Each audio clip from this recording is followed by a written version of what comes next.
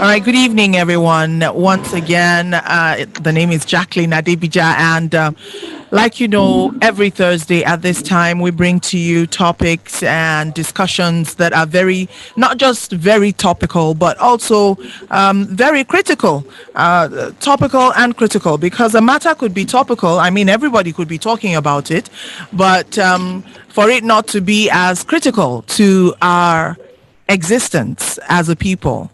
But today we will be talking about our youths and their role in the coming elections. It's very important that we, take a look at that and also have your take. So is there a youth in the house?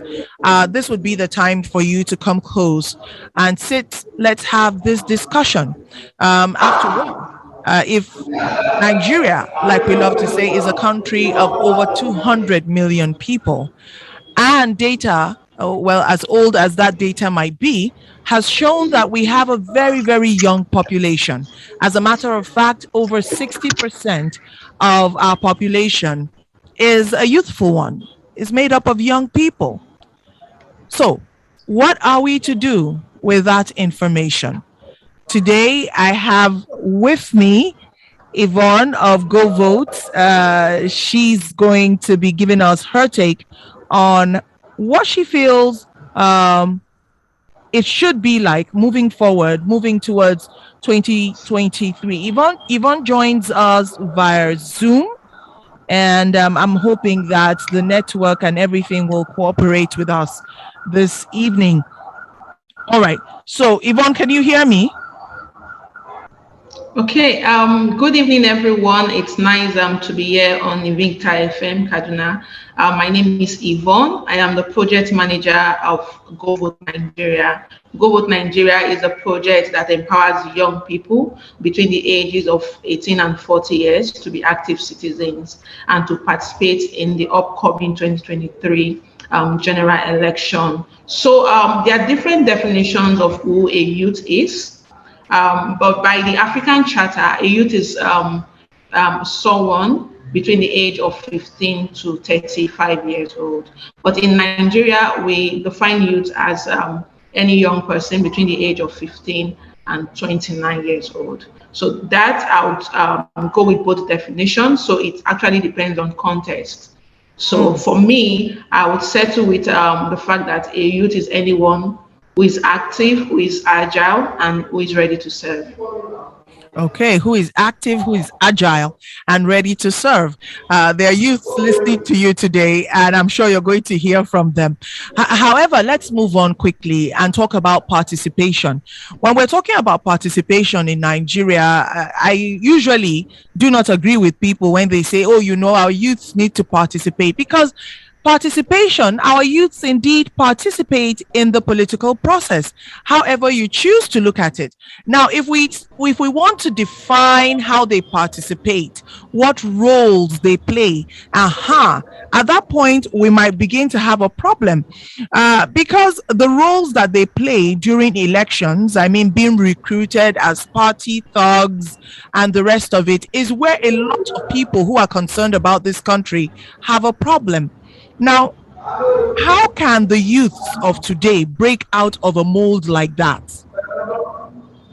Okay, so I would like to start with the fact that is very glaring, that Nigeria has the largest youth population in the world, like we know. More than half of our population are actually young people. 70% of people under 30 years in Nigeria are youths. And also we have over 42% of people who are 15 years below. So for me, Nigeria has the human resources, the social resources, the economic resources, and youth have been participating in the election from time immemorial. So how they participate, I feel, will not be the bone of contention.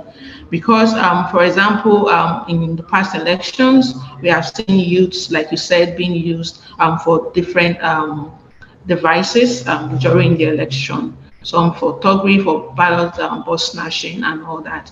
But I feel there's a shift that has happened in Nigeria in the past few years. So let's say from 2015 election, we have seen young people gradually gravitate from that place of, oh, we are working for one boss, we are snatching boss, to the place of knowing who they are and their place in the election and Nigeria political system. So we have seen youths who are now more enlightened. They know that, okay, this is not the Nigeria we want, and how we can get the Nigeria we want would depend on our participation. And for example, the person I'm snatching the ballot box for does not have the son out there also snatching the box. Because, for example, if you ask the politicians where are their children on election day, you hardly see their children out there, except for the ones who are gradually participating with their parents and all that in the political process. So I would say that there has been a shift, and Nigerian youths are more aware, and we're also seeing the momentum as we head towards the 2023 election. People are becoming more enlightened, more sensitized on how significant their role is in the electoral process. I would like to say that Nigerian youths, back to your question, so I don't deviate, have been participating, but the level at which they've been participating has been very low. That is why we have seen voter apathy in most of the elections that we have had in this country. And as we progress towards 2023, we are all working towards active participation and turnout in the election. For example, the Govote project, our major focus is young people participation in the 2023 election. And we are very active in the PVC registration process, because that is where it begins from. If people don't have their PVC, they can't actually come out to vote on election day, which has been the trajectory. You see young people who are eager for change in Nigeria, but what it takes to make the change they do not have, which is their PVC. So what we have ensured to do is to go out there, raise awareness on why they need to get their PVCs. And we saw a lot of young people turn out across Nigeria to register for their PVC, so that on election day, they can actually vote in the election and make the choice of their candidate. People are more informed. They are concerned about issue-based campaigns. What are you bringing to the table? It's not the time of we'll tar road, we'll make boreholes and all that. People are looking at issues, because our population is exploding every day. There is unemployment, and one way we can solve it is when we see the issues that we campaigned for being brought to pass in the different constituencies and all that. So people are looking at issue-based politics, issue-based election as we progress towards the campaigns. People are eager. They want to know what each candidates are bringing on board, which will, I feel, to a large extent, would influence the choice of their candidates. So yes, youths are awake. They are informed. They might not be informed to the level that we want it, but there has been significant progress. The question I did ask was breaking out of that mold. And while I agree, I mean, you have made a case for the fact that we see quite a number of more youths getting involved, but we still have a huge, well, I beg everyone's pardon. I stand to be corrected, but it seems like we still have quite a number of young people who are within that mold, who still feel that their place is to defend, the indefensible, to act in ways and manners that are counterproductive, for want of a better word, counterproductive to the growth of this nation. Would you say, Yvonne, you seem optimistic? That's how I would describe your outlook towards the young people of Nigeria as regards elections in this country. You seem, would I be right to say you seem, optimistic? Yes, I'm optimistic because, like the popular saying, Rome wasn't built in a day. And if you look at the mass population of young people across Nigeria, you would agree with me that it's not going to happen overnight. It's going to be a gradual process. And that is the foundation that CSO, development experts, social impact innovators are laying to ensure that as we progress towards the 2023 and the upcoming elections that Nigeria is going to have in the future, there's going to be significant improvement. We are moving from where we are and towards where we want to be.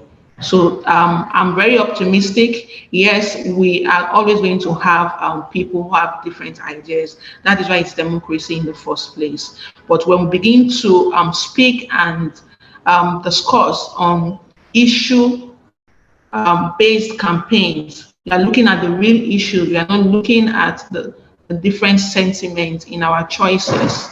Then we can then begin to make progress, and that is what we are beginning to see, that people are more aware that it's beyond the political parties that you belong to. It's about who we can hold accountable to their campaign promises. We are not where we used to be, and we are not where we want to be yet, but definitely there has been a significant progress, like we can see from the PVC registration. And the phase where we are in right now in the Govote project is mobilization for collection, because it is one thing to register, it's another to collect your PVC. So that is the phase where we are in: collect your PVC and come out to vote on election day. And we are seeing Nigerians all over the space, because what we do in GoVote is also using technology to bridge the gap between societies and issues. How does technology influence our day-to-day life? How do we use technology to engage? Like you can see how the pandemic changed a lot of things. So a lot of people are engaging online. They want to know what is happening, and that is also being translated offline. Do you get what I'm saying? So it's going to be a lot of work, but I would definitely tell you that we are making significant progress. Because if you look at INEC data, for example, over 70% of registered voters during the serial process are young people. So that speaks a lot.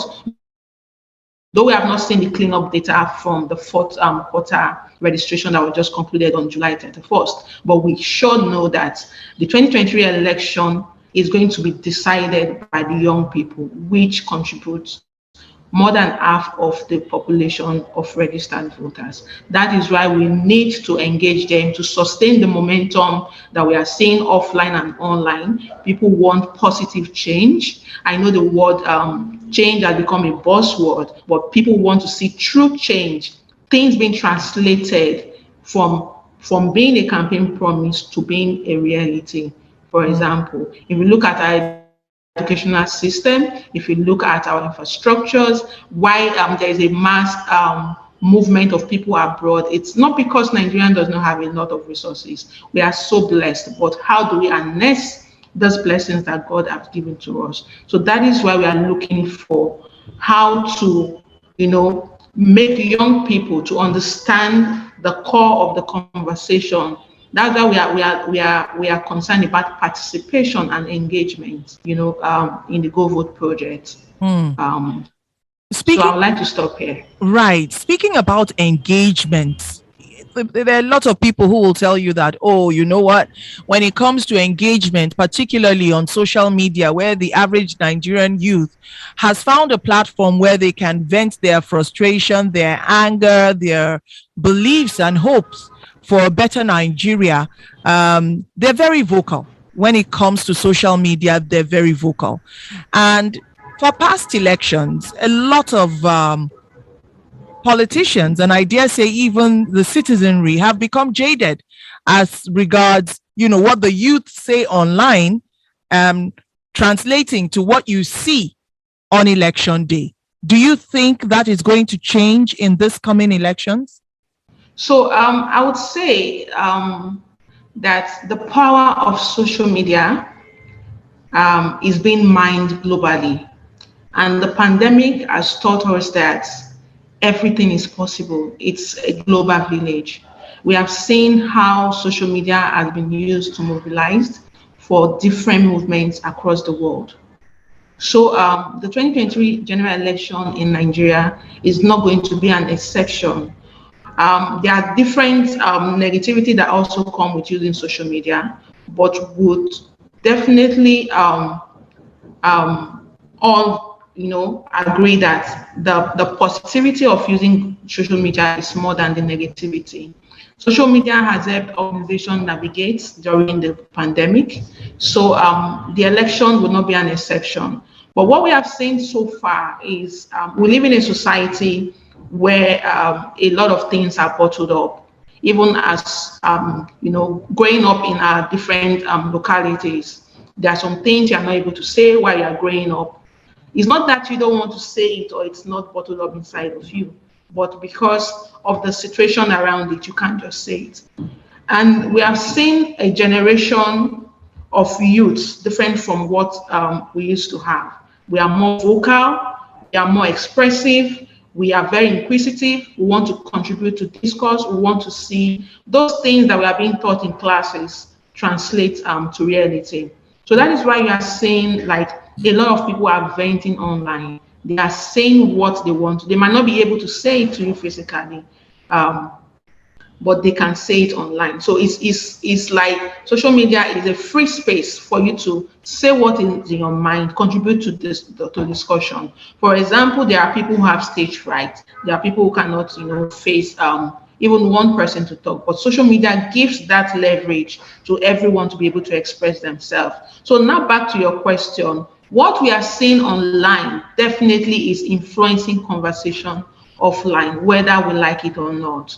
And it's like a village. So if I want to narrow it to the 2023 election, from trends and analysis we have monitored over the past few months since the Govote project started, we have seen what is happening on social media being translated offline to different community, to grassroots mobilization and all that. And this is I would use the Govote project as an example. Majority of what we have been doing has been online. We engage online, we engage offline, and our impressions each day will tell you that people are engaging. They want to know, they want to have first-hand information. And INEC has also been very collaborative in disseminating information to people offline and online. So social media is going to influence this election, is going to change the trajectory of this election, whether we like it or not, because if you look at the trends online too, you will see people contributing to discourse about the Nigeria election from the global space. Nigerians abroad are able to engage and connect with what is happening right here in Nigeria, as opposed to when you just have online conversation, all they would see is picture of, XYZ went to XYZ community campaign. It has gone beyond that. They want to see what are the issues. How do you connect globally? If you are saying, for example, you want to bring investment into Nigeria, how are you going to do it? To do this? Yes, you are going to connect globally. For example, we are on a Zoom call. Before the pandemic, this was not the usual. It was foreign to everybody, but everyone has embraced it. So whether you like it or not, people are engaging on social media, talking to their friends, to their families on why they should participate in the election. And social media has been used for information sharing. Like I said before, you can send a post to millions of people on social media and it will reach them at the speed of light. So that is how far information travel with social media. And that is why we must ensure that it's the right information that we are putting online for people to engage. And that is where GoVote comes in to simplify election information, to ensure that citizens understand and take action when they are expected to. So that is why we also collaborate a lot with INEC, get update information from INEC and pass it down in the simplest form that citizens can understand. And this we saw a lot of mobilization during our PVC registration drive, and we are also using lessons learned from the PVC registration drive to drive conversation for the collection that we just started off. Because if you know, 2021 PVCs are ready for collection and we're already mobilizing people. And we have a pool of volunteers across the 15 states where we are currently implementing our project, who are on ground in person to also mobilize community members and also using their social media. All All right, just in time. We'll be going on a quick commercial break, and when we get back, we'll talk some to more clean with what we Yvonne. are doing. Imagine Quite 150 volunteers replicating inspiring what to you are hear posting that on your there are handle. young people who are volunteering this time around. That look, we have to do this. We'll be opening up the phone lines to hear from you. I see that on Facebook. We already have some comments. We'll take all of that when we get back. Hi, Jacqueline. Can you hear me? Still spot on, only on Invicta 98.9 FM.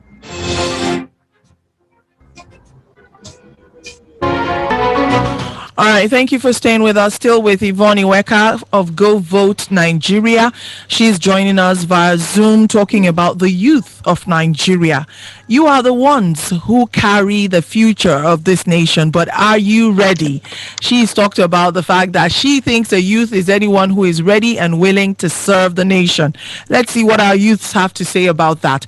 But coming back to Yvonne, before we went on that break, we had talked about social media, seeing whether or not the youths have the power right now to translate what we've seen on social media into reality, because many people are jaded. Many people view all that happens on social media with a jaded eye. They just think that, look, social media is social media. What happens on social media stays on social media. All right, so the question I would like to ask you quickly, because time is far gone, would be about stomach infrastructure. It's a phenomenon that seems to have come to stay in Nigeria, where you will see young men call black white because of stomach infrastructure.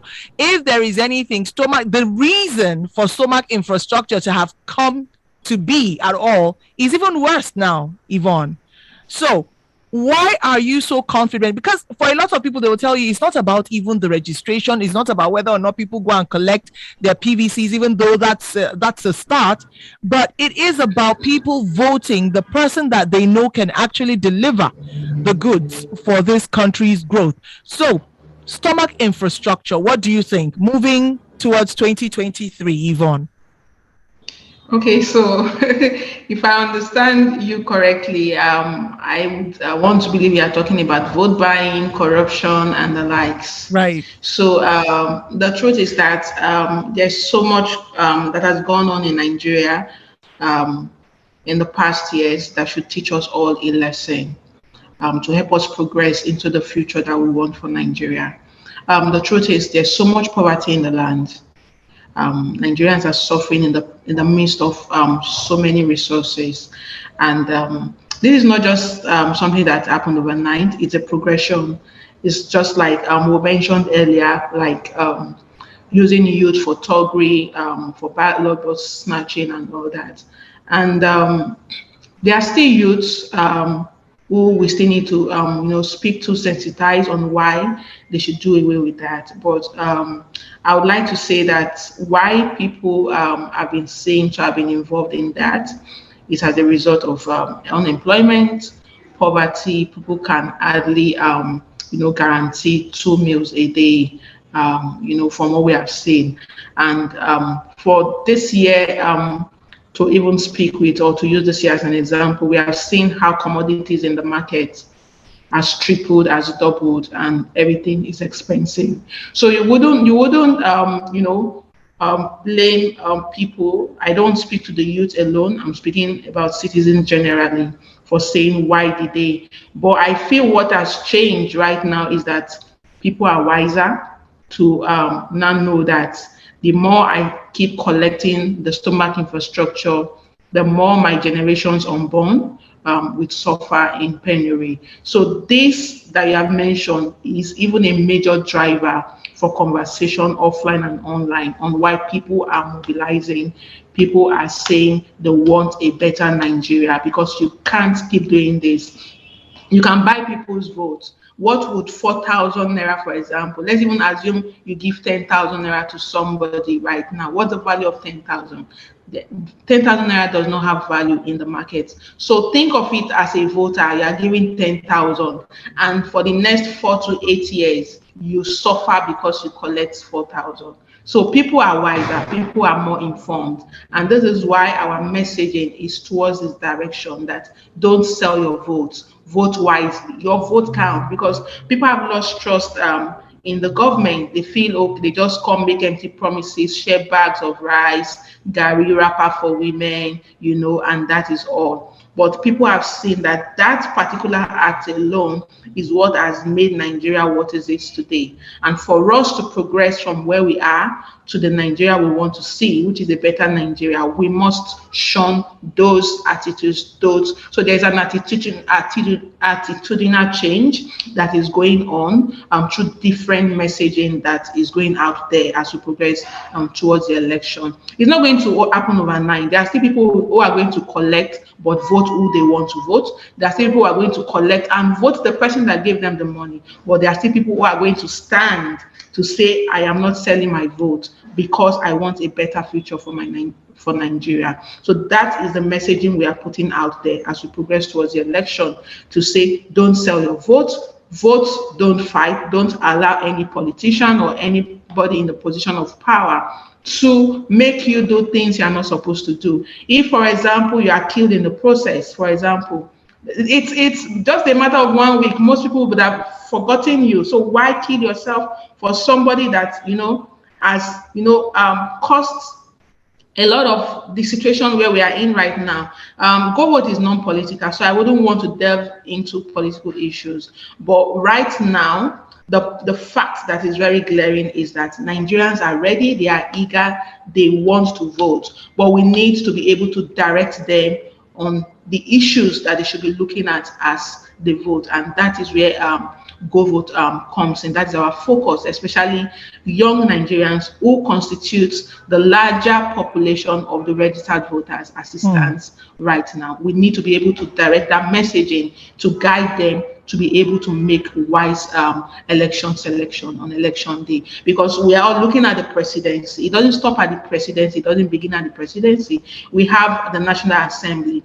The role the National Assembly play in this country is, I would say, it's being overlooked most times. So we need to direct people to say, whoever the president is tomorrow that you are going to elect will be greatly influenced by the decisions the people in the National Assembly are making. The accountability you are looking for starts from the National Assembly. So if we don't get it right at this stage, a lot will go wrong. So that is why our messaging is towards this direction, to be able to direct people to the right issues they should be looking at, rather than party lines, tribal lines, and all that. Those are just the seats that the political class is using to, but we will try our best on this project in collaboration with other people that we work with to ensure that the messaging is clear. The Nigerian you want begins with your voting, and it begins with you making the right decision, not decision based on what you are going to eat today,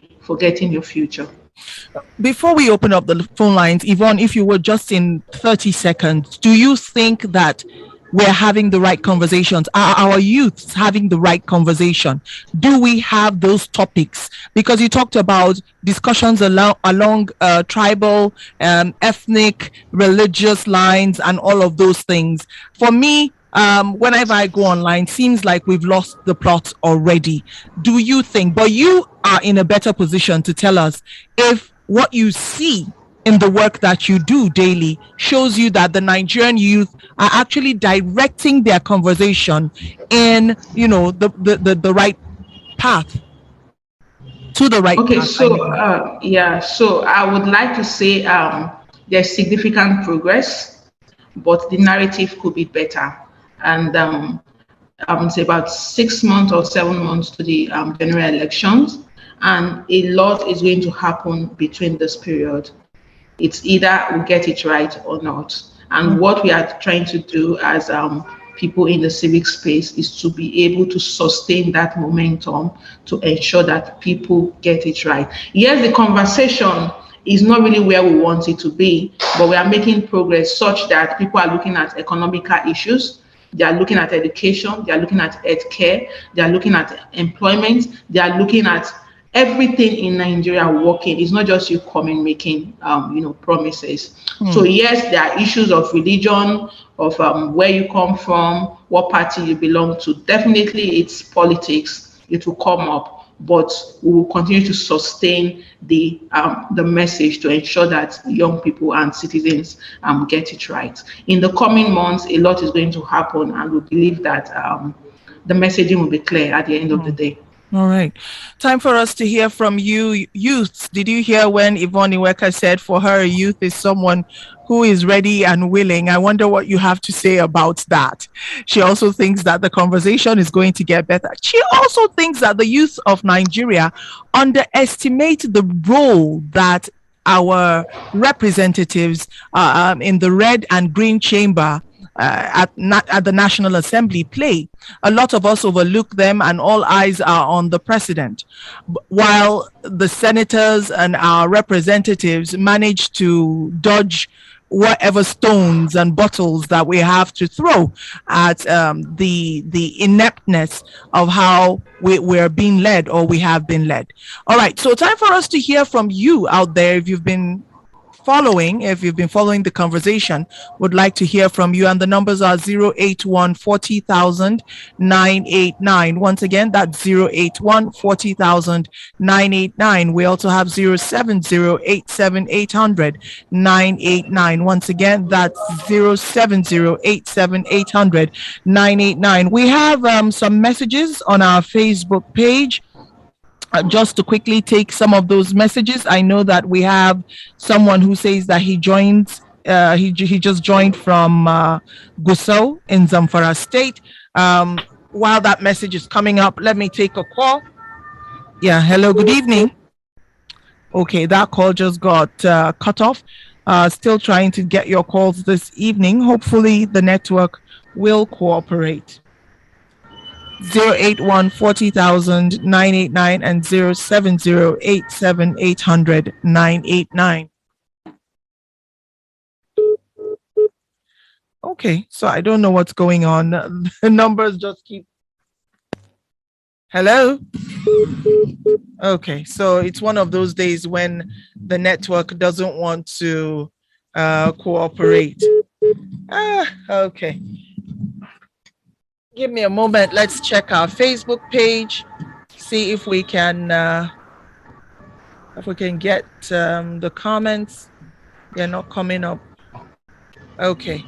All right. So we have Prince Mayelo TY. All right. Thank you so much. And then we have Nasir Usman Bawaya. He's the one who's joined us from Zamfara. We hope you're keeping safe there, Nasser. And Josephine David Hyunstong, thank you so much. Your words mean a lot. Okay, so these are young people I'm taking it, and I thought you'd have more questions about Yvonne's definition of youth. Okay, so let's see. The numbers are kind of quiet. I wonder why. It's all about you after all. Let's see. The numbers are still 081 40,000 989 and 070 87800 989. I don't know why the calls are just going off, but we've lost valuable time. I'll just like to come back to Yvonne and let's wrap this up, because the calls aren't just coming through. I don't know why. Anyway, so Yvonne Eweka joining us, of course, via Zoom. We've talked about the youth of Nigeria and what we need to do moving forward, what we need to do. Okay, we have a call here. Hello, good evening. Good evening. Can you speak up, please? Okay, this is Sam calling from Kaduna. All right, Sam, go ahead, please. Yes, I thank Joyce for this evening concerning the way she about the social media. You see, social media have played a beautiful role, especially in our country today. If you can watch out, the present government, APC, was elected through social media, and they do their massive work and carry people along. So it's quite unfortunately because all our hope was abolished because they will not be able to meet up the needs of Nigerians. And this is the reason why Nigerians today have gone, especially the youth, they have gone out massively to collect our PVC. And I believe that the same social media will give us a good result at the end of the day because the youth have already been aware of what is going on. But my question is, can INEC give us a credible election? Can we trust INEC? Because they keep on answering one way or the other because I don't trust those people. Because if we are to say that the INEC is, those people they registered, what is holding their PVC up to now? Why are they not clearing all those things from their office to allow people to do their PVC? Okay. Thank you. And thank you very much, so that we can come back quickly to Yvonne before we have to go. Yvonne, Sam was asking, he was the only call that was able to come through, and he was asking, can we trust INEC? Talking about some PVCs that are ready, but that they have people who are supposed to come and collect have not been called. Of course, let's not forget that there was the incident of some buried PVCs that were found and all of that. And as just another random one, I mean, we've seen where in past elections where party thugs would actually hold the ballot paper, give the money, and ask you immediately to thumbprint right in front of them, especially when people were like, okay, collect whatever money, collect whatever bribe, but vote your conscience. We had party thugs hold the ballot paper, which, by the way, is supposed to be private, and that falls at the door of INEC. So just as the umpire of this whole process, can INEC be trusted? That's the question Sam is asking. Okay, thank you so much for calling in, Sam.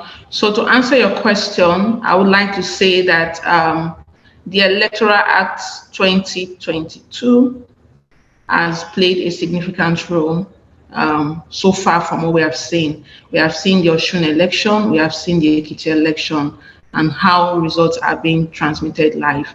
So, so you have seen that INEC has gradually moved from manual to technology. They might not be where we want them to be, but there has been a significant improvement in INEC activities, and this has been shown in the two state of circle election that was held in 2020 so far. So I would say that yes, like we can also see from the PVC registration that a lot has changed. So I would say that yes, we have a lot of distrust in government and some agencies, but I would like to encourage you to shift your mindset, looking at these things that have happened so far as we move towards the election. INEC has continuously told us, giving us their word that the election will be free, it will be fair. But one thing I would encourage you to do is on election day, do not sit at home and say, my vote don't count, INEC will not do this, INEC will not do that. Because if you actually sit at home, that is when you give, rooms for a lot of things to happen. But so far, we have seen election results being transmitted directly from the polling unit. And that is a great progress in our electoral system in Nigeria. And that is not just going to stop at the state level, it's going to be live at the general election from what INEC has told us. So I would say that INEC has significantly improved.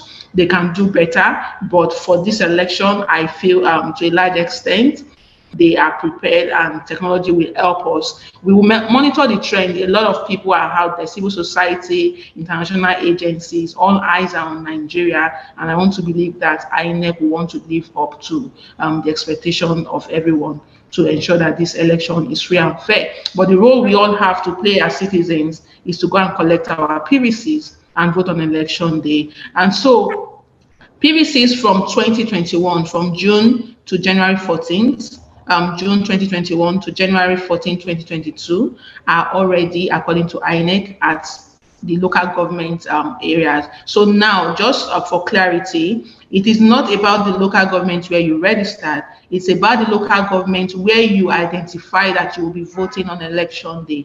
So if you live in Lagos and you registered in Lagos and says you are going to be voting in Anambra, it therefore means that your PVC will be picked up in your local government in Anambra where you are voting.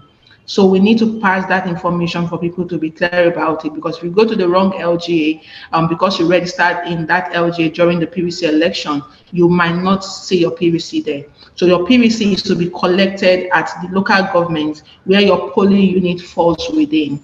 Then INEC has also informed us that registration that was done between the third quarter and fourth quarter, which ended in July, will all be ready in October and September. So I feel there is no need for citizens to be agitated yet. Just wait and make sure you remember the period where you register. So it's not that you registered in July 2022, you are going to INEC office now. No, it's only PVCs from 2021 that have been produced and being distributed across the nation. And also there are uncollected PVCs from 2050 elections that were abandoned in the INEC office. If you know you registered then and you didn't pick up your cards, please go to your INEC office and pick up your card. Your cards are all ready for collection. For Lagos State alone, I think they have over 1 million cards uncollected. That is what is spread across states. So we see people who come out to register and don't pick up their card. An election day, they are looking, you don't have your tool, your PVC is your power. So without your PVC, right, you can't vote in the election. That is why we are moving out to say it is beyond your registration. You need to collect your card, because your card is your power to make your choice on election day. And it is 8 o'clock. We need to go. Yvonne Eweka of Govote Nigeria. Indeed, all you need to do is type Go Vote, join the movement, ensure that whatever you do towards 2023 would be for the betterment of this country. We have no other place to call home but this very land. Yvonne Eweka, thank you so much for joining us today. Even though with all the hitches we had, you were a trooper, you stayed in there. Thank you so much. Thank you so much. I would like to leave everyone with this word to say, go vote, your PVC is your power. Your PVC. Thank you, everyone, and have a good evening. And thank you so much, Yvonne. Until next week, like I said, we are past the hour, and so we have to go right now. But remember, indeed, your PVC is your power. Going out is a civic duty, and not going out is actually aiding those who would have it twisted the other way. So ensure that you make up your mind to go out, go vote, save Nigeria, and make this land a better place. Remain victorious and stay with us.